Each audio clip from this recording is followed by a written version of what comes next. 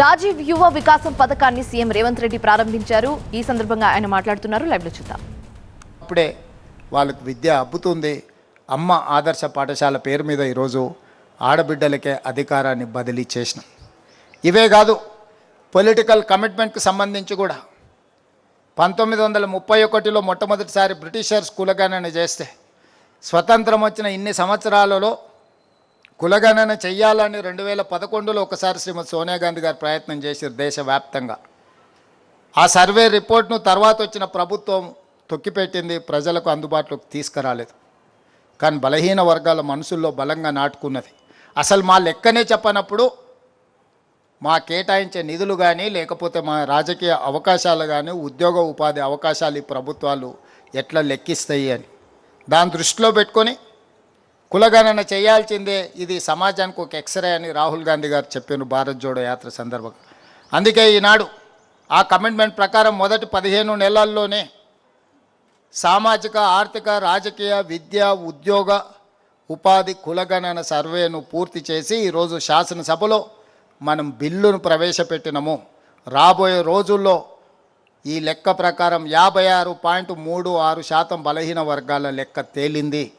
వాళ్ళకి 42% రిజర్వేషన్ ఇవ్వాలి అని ఈరోజు మనం చట్టం చేసుకున్నాం మన శాసనసభలో.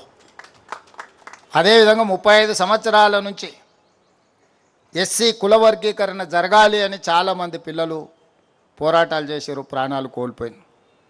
సుప్రీంకోర్టు వరకు ఈ కేసును కాన్స్టిట్యూషనల్ బెంచ్ జడ్జిమెంట్ ఇస్తే కూడా దేశంలో ఎవరు దీన్ని అమలు చేసే ఆలోచన చేయలే.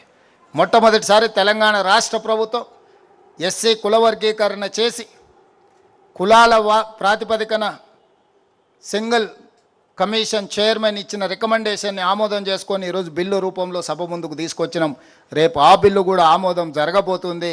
మాదిగ ఉపకులాల వర్గీకరణ దశాబ్దాలుగా ఏదైతే వాయిదా పడుతూ వస్తుందో ఈరోజు చట్టబద్ధత కల్పించి ఆ సోదరులని హక్కును చేర్చుకునే ప్రయత్నం చేస్తున్నాం. ఇవన్నీ పరిపాలనలో ఒకటొకటిగా పరిష్కరించుకుంటూ వచ్చినాం. గతంలో నచ్చితే నజరానా, నచ్చకపోతే జుర్మానా విధానం ఉండే.